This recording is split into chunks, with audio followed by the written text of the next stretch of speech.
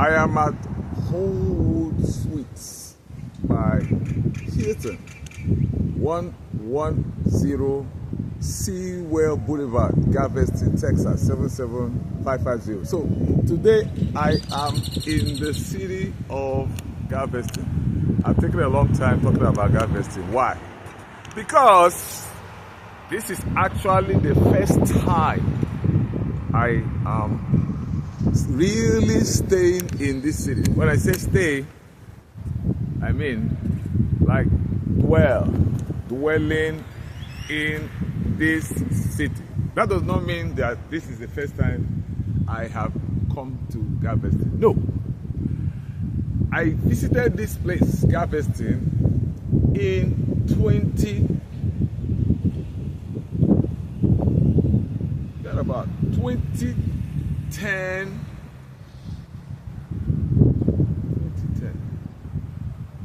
To 2012.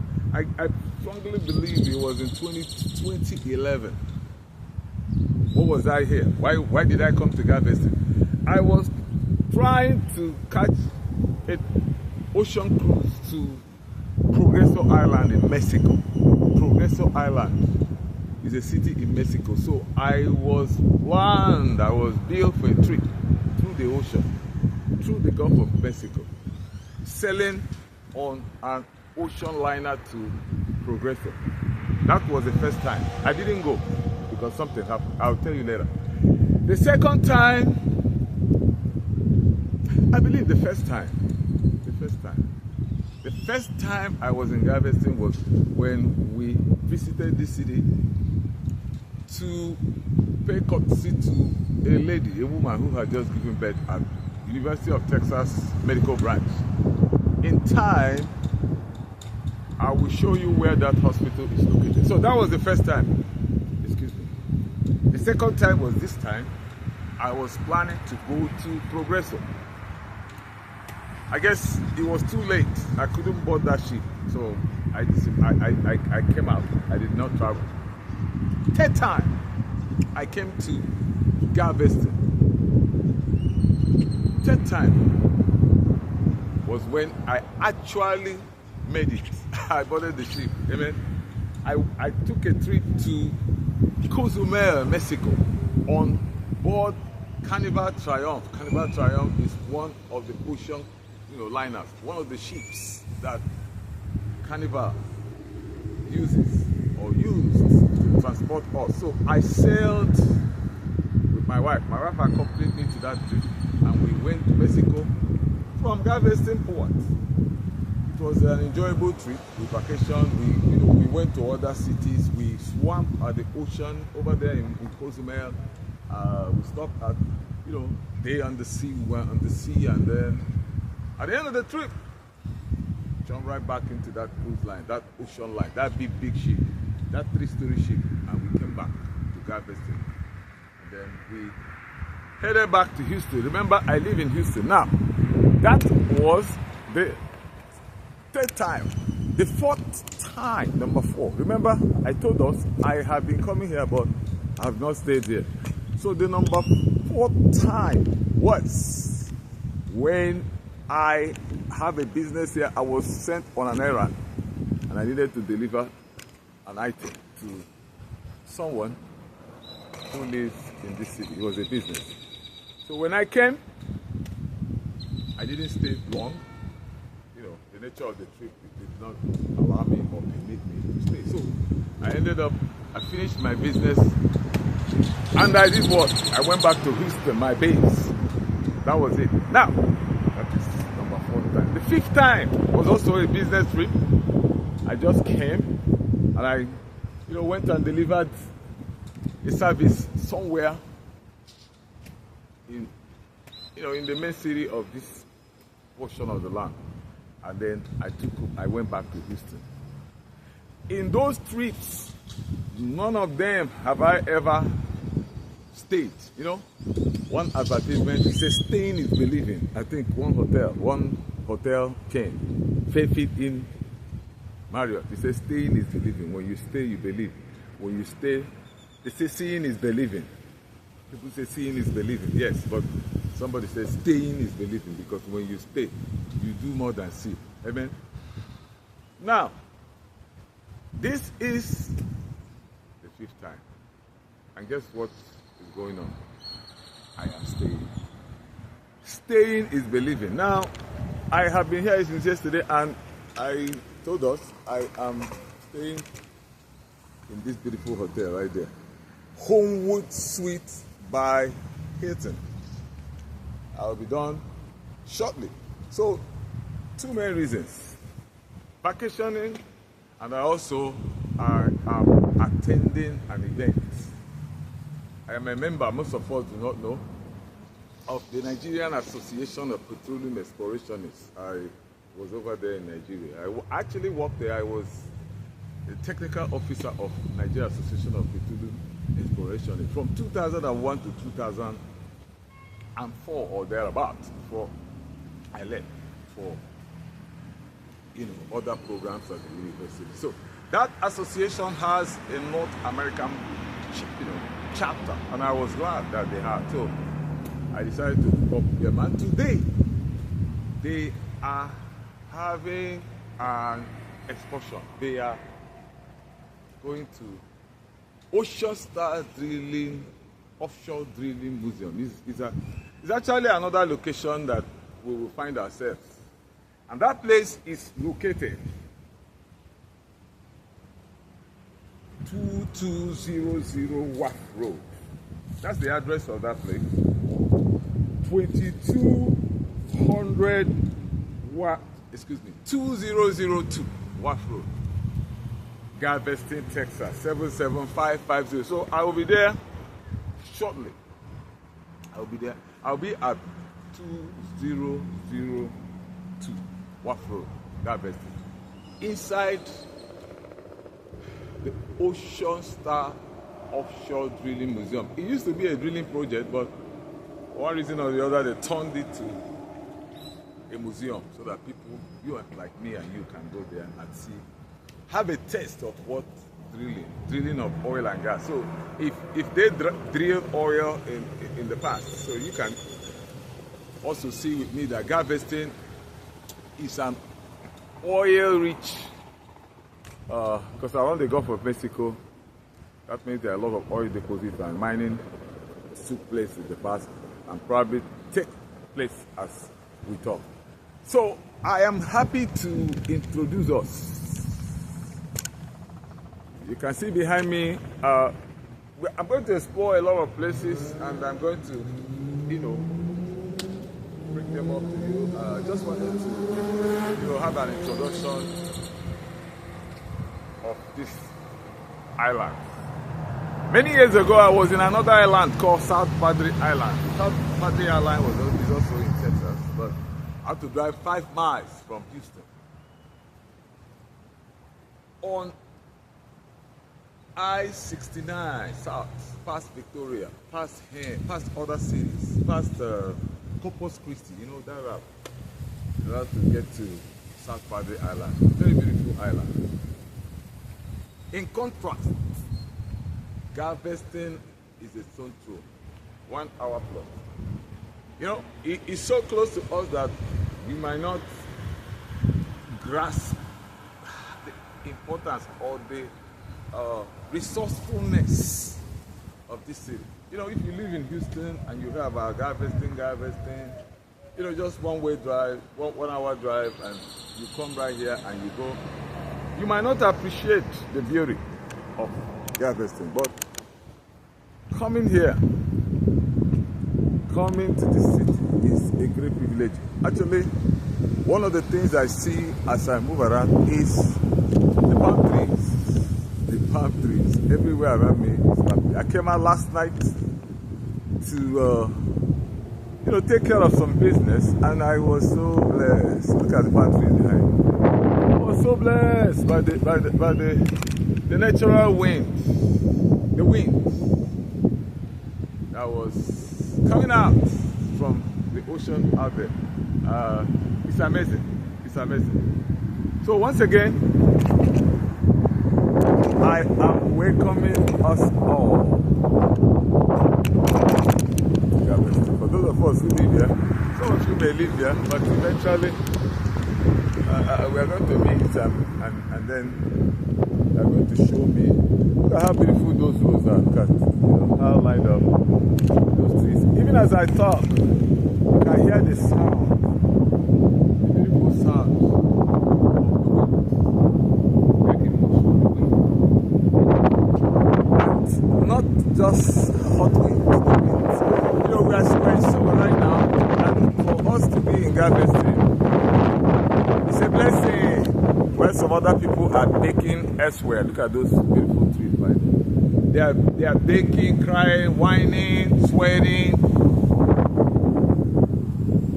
In Galveston, cooling off. Cooling off in Galveston. I will get back to us, but suffice it to say that this city is a beautiful city because, if not for one thing, I am chilling out. Yes, I am finally at the site that we have come to. Actually, see the Ocean Star, Ocean Drilling Museum. Ocean Star, This is in Galveston, and very close to me or behind me, you can see the coastal waters. You can see all these ships, ocean liners. You can see the. It was interesting. I saw this. This is Carnival, one of the cruise ships of Carnival. One of the ships I took many years ago. I guess in 2015 or thereabouts, 2014 to 2015, I sailed to Mexico. I sailed to Mexico from this port. This is Galveston Port. One of the ships I took was that one. That one is called Carnival Jubilee, but the ship I took during that period was called Carnival Triumph. I wonder where that ship is. But looking at this place, you can see there's a bunch of ships. You can see that one right there. It looks like a military ship. Right there behind me, you can see that one. I'm just pointing there. And then you can see this mighty one. This one, I just have to make a correction. When I spoke previously, I told us that these Carnival ships were 3-story building. Actually, they are more than 3 stories. I was just looking at, because it's been a while, and I just looked at that one. It's almost probably more than 7 stories in one ship. So just take note of that. So I am standing on the shore. You can see right, my leg is over here in the water. Just behind me is the water. And behind me is the Ocean Star. This is actually owned by ExxonMobil. So you can see, let me zoom in a little bit. Well, it's not permitting me to zoom in. So behind me is the Ocean Star drilling, offshore drilling project. You can see Mobil right there. You can see a helicopter on top of it, probably with which the project participants fly in and out. This does not work anymore, I guess. That's why they made it a museum. And all around me is the environment. This is still Galveston. You can see those beautiful palm trees. So once again, it's my pleasure to, welcome us. Welcome us to Galveston, this beautiful port city. Thank you. I am precisely at the Sand Historic District. This is still Galveston. Like I said, I'm visiting here for 2 purposes. 1, I am vacationing here, and 2, we have a nappy event going on, so I decided to use this opportunity to, kill 2 birds with 1 stone. This is downtown This is their downtown. You can see how less busy. Well, today is a Saturday, but when you have your own downtown in another city, you can actually compare the two and see how they figure out. All right. So I am still, moving around here, trying to get, the best experience I can about this port city called Galveston. This place is Kempner, K-E-M-P-N-E-R. Kempner Street by another street. Let me move out a little bit, I'll get to the street. It's called Market Street. So Market Street by Kempner, that's where I am right now. Just gathering some information about the downtown Galveston. Thank you for paying attention.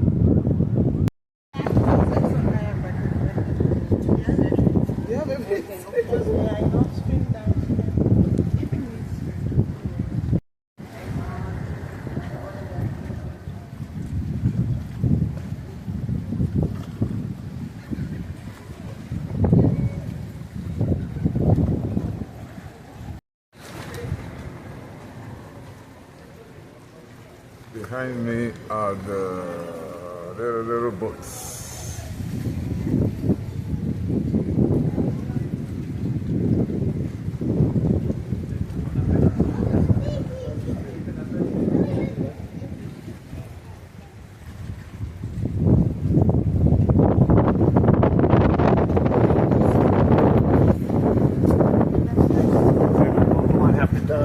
Yeah, no problem.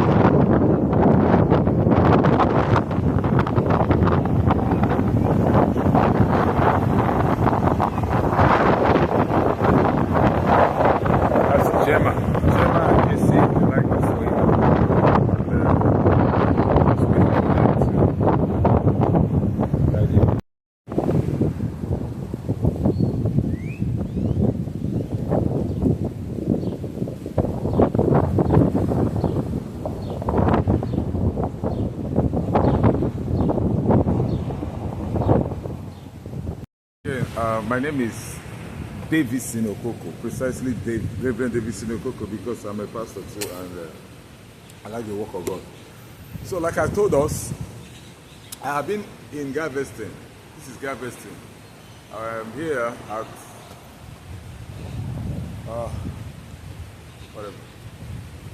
Homewood Suites by Hilton. One interesting thing I discovered here is that they have a basketball court. So So I decided to go play because it's been a while, and most of these places, when you go, they hardly have, you know, basketball court. You have to either drive around or go to a distant place, which might not even be possible. So I decided to come here and just grab that ball, just to practice. Let's do the word practice, because I can't remember the last time I played this ball.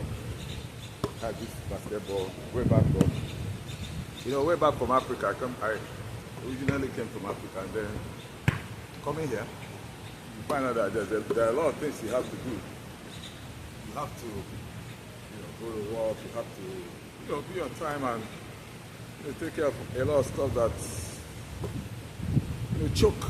The word is choke. C-H-O-K-E. Choke your time. In fact, that's one of the reasons why people go on vacation. Because when you go on vacation, some of those things that encumber you, some of those activities that beleaguer you, that rob you this little time to, meditate or be quiet. Let's use the word be quiet. Because I like to travel a lot. I like to fly a lot, especially when the distances are long. Because when you are in a plane and you are flying a long distance, you virtually don't get disturbed for a couple of hours. Many hours. I remember one time I flew to Tel Aviv airport, Tel Aviv, Israel, Jerusalem. I was in Tel Aviv then. I was in Jerusalem, and one of the longest flights. He accorded me a lot of privileges because I could, read a book, I could sleep, I could wake up, and the plane is still in the air. So such times are important because it enables you to be alone. Maybe pray with God, meditate. So this time, I just want to capture this short video. I just want to actually practice, and then also tell you that it's vital for us. I've done this ball for a long time, but coming here,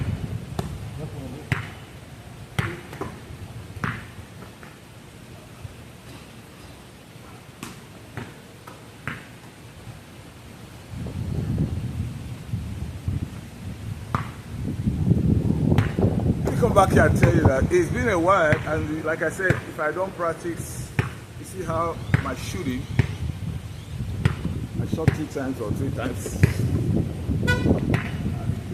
So I decided to relax.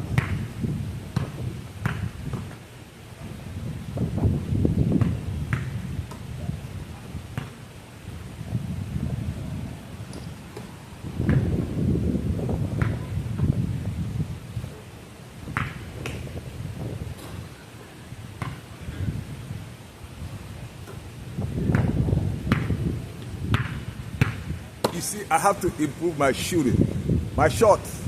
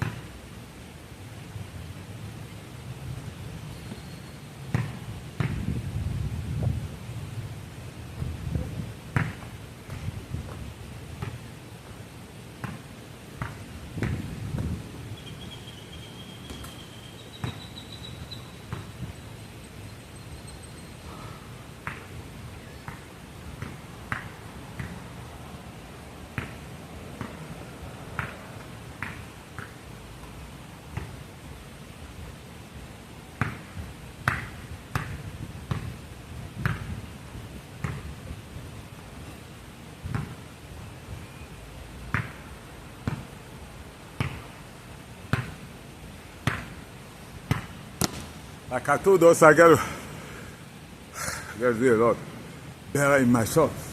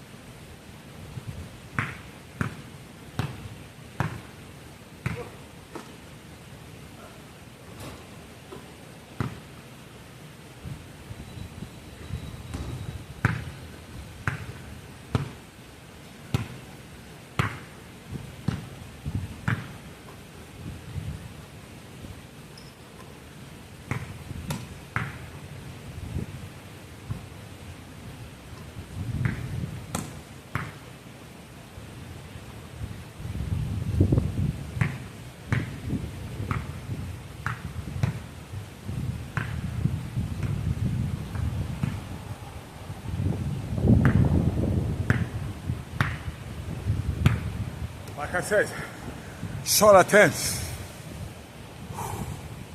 Short attempts have to improve.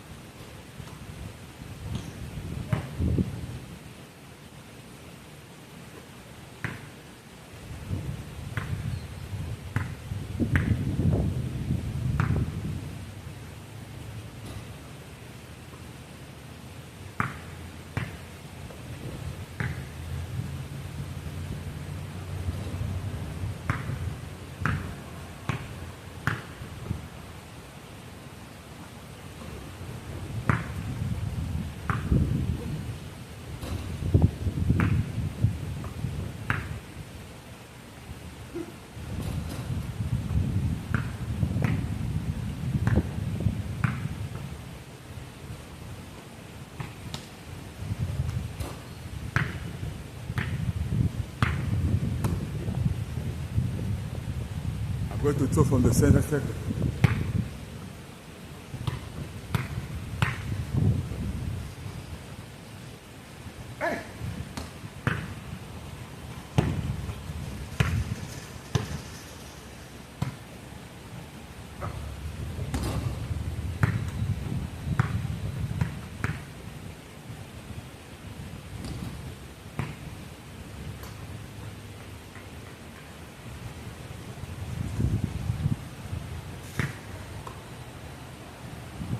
Hey, gonna rest for a while. See you soon. Back again. The second session. I just took a break because playing basketball needs a lot of running, sprinting, jumping, and all that stuff. And that takes tremendous energy from you if you're not energetic, if you've not really consolidated your energy levels, you might not stay too long in the court. So I'm going to I will try to make more cheating attempts. I didn't just come here to learn, but I've been playing for a long time, but just probably stop somewhere along the line. But just trying to see how how I play now, how I do now compared to what how I used to do.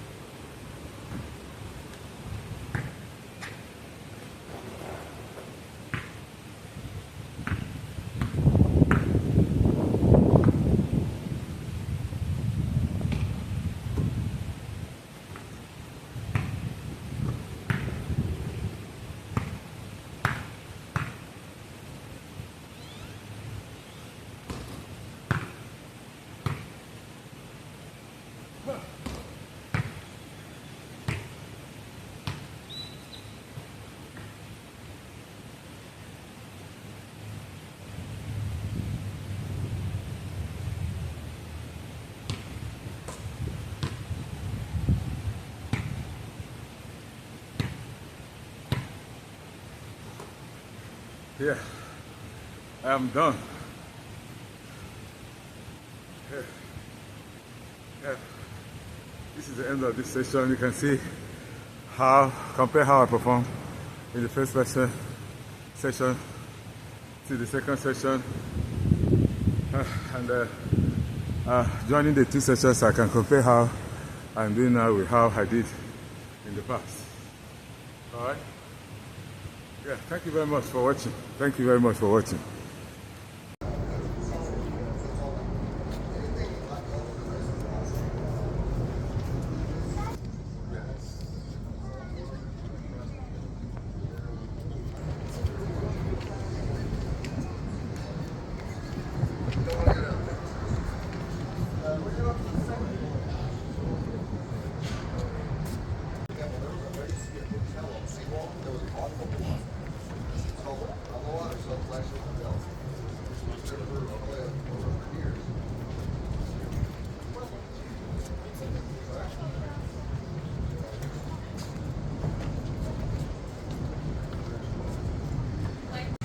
If you drill a well as deep as 25,000 feet.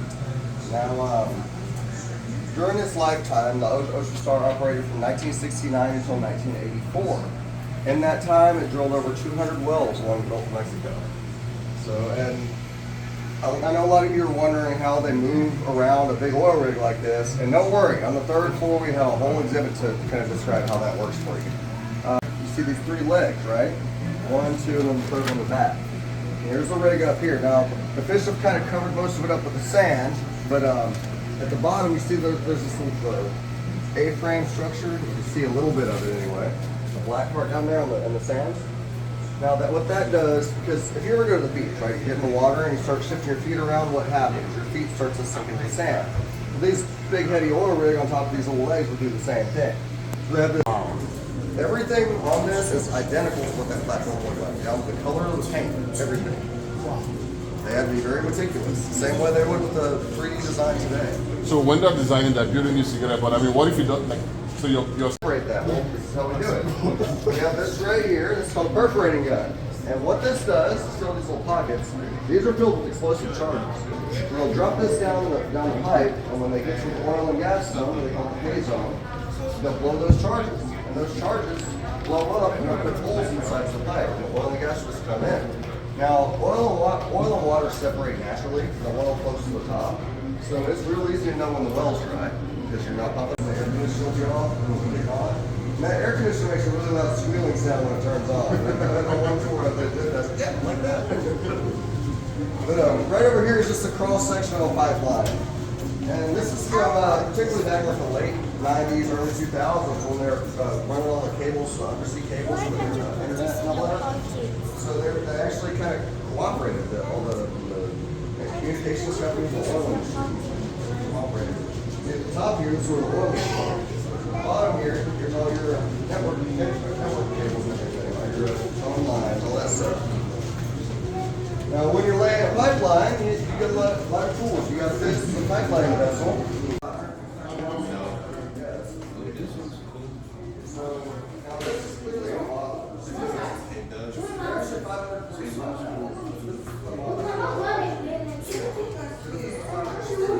Cross section here, you can see the weights inside. These big orange rods. Now, they'll adjust the weights with the water. Just as it floats, you just keep it straight. Very crazy engineering, but it works. And these things are drilled at, I believe, 6,000 pipeline. They draw the trees, all the different devices. It's low.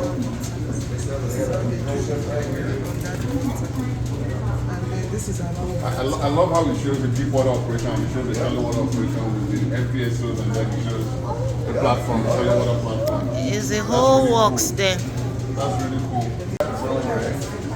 Now, this thing is 1,751 feet tall. This is called Colby. It's in Louisiana, and this was drilled in much deeper water than the Star.